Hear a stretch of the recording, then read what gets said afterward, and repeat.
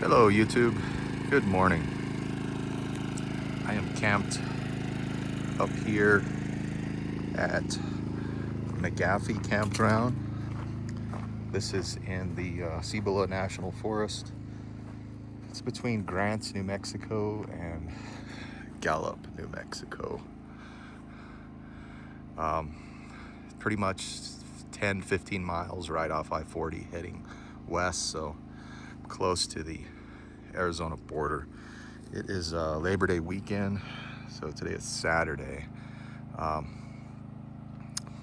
Just wanted to do a video here on my setup as always. So my wife and I did take a trip to Colorado in July, and unfortunately it flopped. So just a lot of things went wrong, and just it was difficult in this little camper with two people, and I'll talk about that here in a minute. But anyways, just wanted to talk about some new things I have. The biggest one is I got a new generator. It's running, so it's going to be loud. This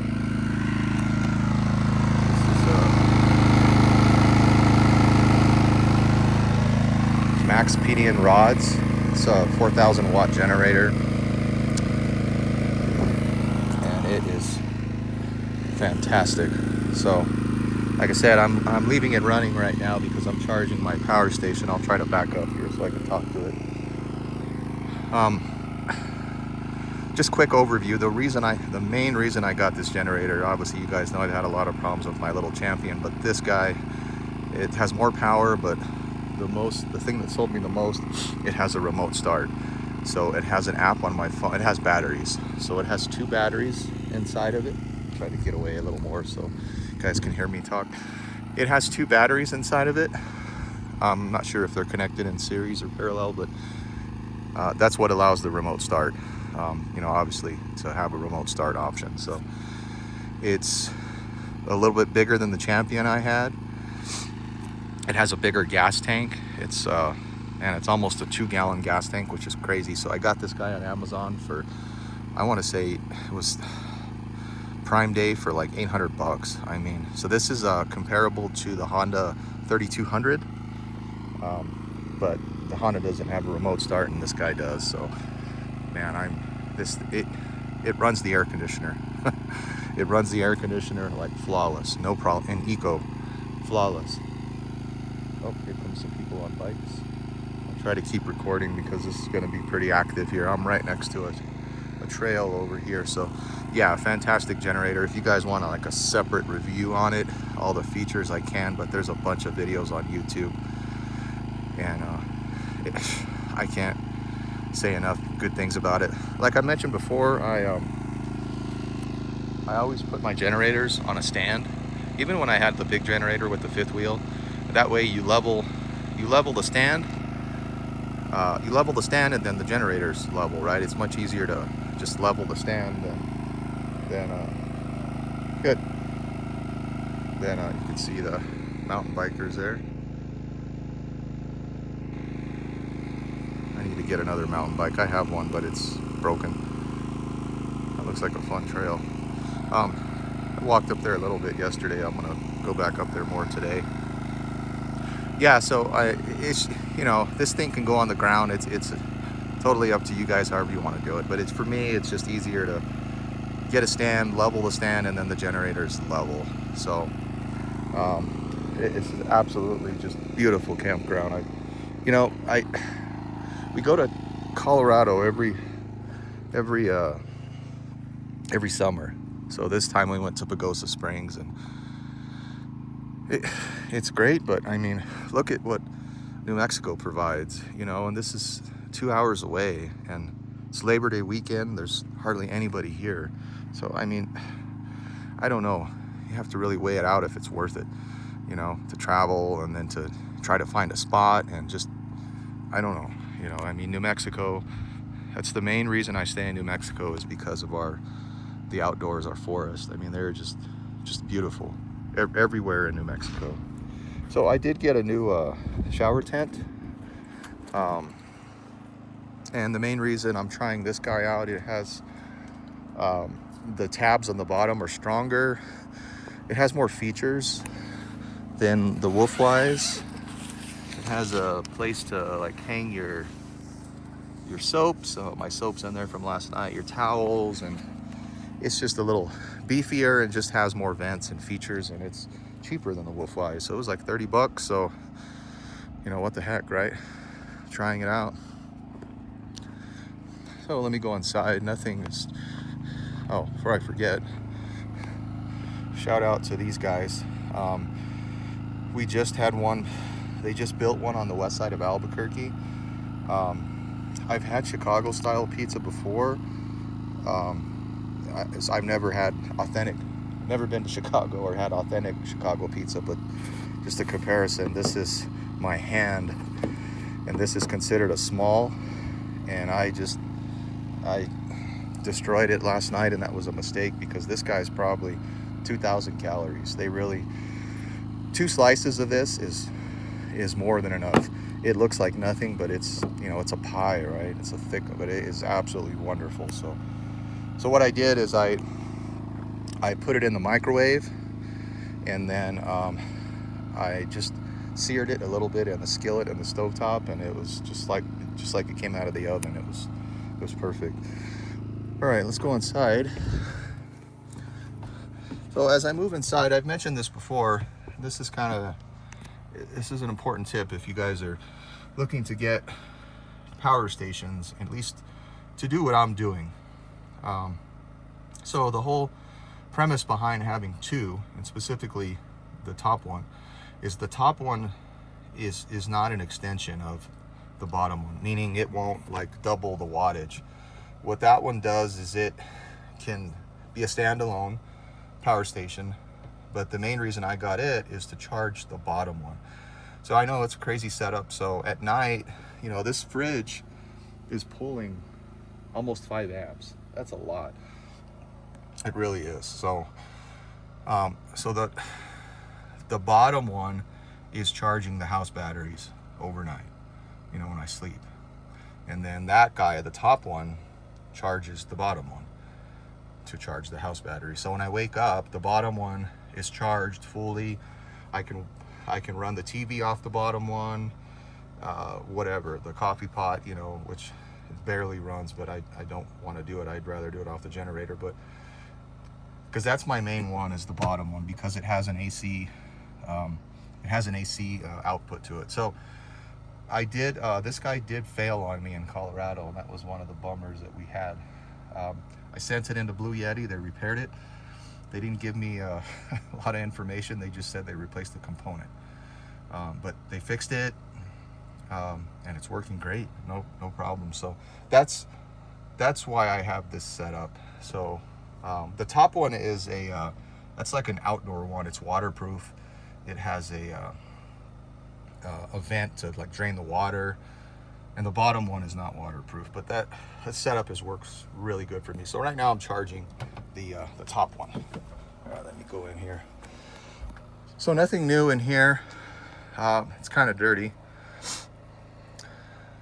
Nothing new in here. I was watching a movie last night and this morning. So the generator, like I spoke outside, that thing is just ridiculous. I tested it at home, running the air conditioner, the coffee pot, and the microwave, and it did all 3. I couldn't believe it. So if you guys are in the market for a generator, definitely check that guy out. That is, for the price, I mean, it's impressive. So I was tossing the idea around of getting another camper. My dream camper is that Northern Light 811, the limited one, the fully loaded one. Has an integrated generator, everything. But that guy is like $70,000 to $80,000. You know, this guy was 30, and you know I'm still paying on this, so I'd have to. I think I have like 5,000 in like negative equity, so I'd be best just to sell this on my own. So I don't know. You know, like I said, the wife went with me in July, and it's tight in here. So sleeping wise, I mentioned this in a previous video. I have an oversized, not oversized, it's a full queen mattress. The mattress that comes with it is a short queen. This is a full queen, length and width. So I So I slide this out a little bit, and that allows me to get the pillows back and then get my head back there a little bit. So, but both of us slept fine, no issues in terms of sleeping. It's just when you have two people moving around on this little guy, it gets tight, right? And then the fridge. So there's really, if I wanted to get, I mean, three reasons if I wanted to get the Northern Light and why I would. The fridge, it has an oven, and then of course a bathroom. But this fridge, let me open this here. If you guys overload this fridge, which I did, going to Colorado, it doesn't ventilate. There's not enough room in here. So, and then having this little freezer, I mean, it's not big enough. And what makes no sense to me, and the 820s, the larger big brother to this, they put the same size fridge in there. I don't know what's going on with their thought process with that. I mean, you get a bigger camper, it should have a bigger fridge, right? It should have a full-size fridge. But this is a marine fridge, you know, for boats. It's a good fridge. It doesn't open going down the road, which I am shocked. Going down bumpy roads, I've never came in here and the fridge is open. I've heard of a lot of other fridges that open when you go down the road on a bumpy road, or just, you know, whatnot. This guy does not open. So in terms of if my wife wants to come with me a lot, we need a bigger fridge. I'd have to just get a portable fridge to keep in the back of the truck or something, because this just doesn't have the capacity that we needed. An oven. So at least one of the nights when I'm camping, I like to bake a pizza, cookies, just bake something. This doesn't have an oven. And I really miss having an oven. So I was thinking I could put a bigger, if I keep this, I did all the measurements and the math. This cabinet can accommodate a larger fridge, and I have one picked out. And then I thought about putting an oven in here. But the more I do that, the more it's just like I just need to get another camper. But I don't know if it's worth it in terms of, just because for the most part it's just going to be me camping. But I mean, it would be nice to have a shower inside, so I'm not showering out in that tent. There's trade-offs with everything, right? So I don't know. So if I do get one, it would probably be before next summer is when I'll be financially stable to get one. The other downfall, the obvious downfall getting the Northern Light is the tailgate has to come off. You know, because the overhang, the bathroom and the cabinet would be like here, overhanging, right? So the tailgate has to come off. The camera system is not going to work. That's the beauty of this, is my camera system works just as if the camper was not on there. So I don't know. I mean, it doesn't make sense to have two, especially for the price of this guy, because this guy can't fit on my Avalanche. And if I had two, I would get like an overland kind of pop-up, you know. I forgot what you call those, truck camper. This is too expensive and too nice. But I mean, I don't want to discredit this guy at all, because I mean, this is for this small of package. I mean, New Camp really packed in a lot, and they could do more with this. So you guys know with the newer models, the window is operational. So with that, I believe they had to restructure the roof so they could put another awning there. And I don't know why they didn't do that as an option. There's a lot of just other upgrades they could do. They could fit a little oven in there. They could, I mean, but for what it has, it's pretty mind-blowing, right? That it has that I'm able to get a full queen size bed in there.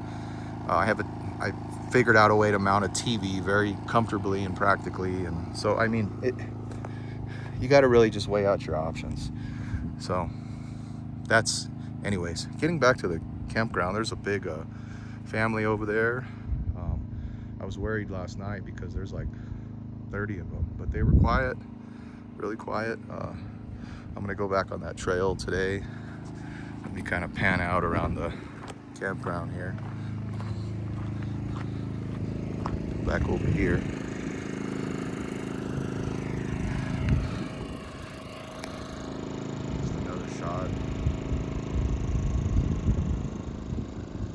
there's a fire pit, but it's way over here.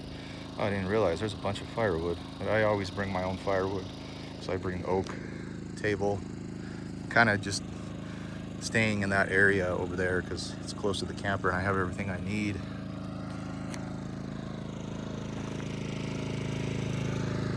See this side. I put the generator there just so it's not so loud for the neighbors. I could have put it down there. Oh, it did rain last night, so I got a little pet tent that I have yet to try out for heavy rain on the generator. You guys will probably see that in another video. It's just a small pet tent that's ventilated, and it'll keep the generator dry. But it rained pretty good last night, and I forgot that I had it out here, and it seems to be fine. You know, it insulated, or it's covered well enough. Just another shot. As you can see, it's just over there. Across the way, there's dispersed camping. There's a road that runs that way. On the other side of that meadow, prairie, whatever you want to call it, there's all like dispersed camping. There's a bunch of trailers over there. I saw the road to get back there, so this particular campground dead ends at that road. This is, again, McGaffey Campground. Quaking Aspens is that way. I'm gonna drive through there on the way out, but this is just an absolutely beautiful campground. I mean, so very lucky to get this spot, and I'm very lucky that some massive fifth wheel didn't pull up last night with like 20 people, because this is like a double group pull through. This is a very hidden campground. There's not like big signs that talk about it. And like I said, it's not off. It's only 10 to 15 miles off I-40 heading west. So I'm in the Zuni Mountains, by the way. Oh, okay guys, this was a pretty long video, but I wanted to kind of make up for the video I didn't do in Colorado. Any questions, tips, comments, let me know. I think that's it, guys. Xander is resting. Okay, all right. Take care, everyone.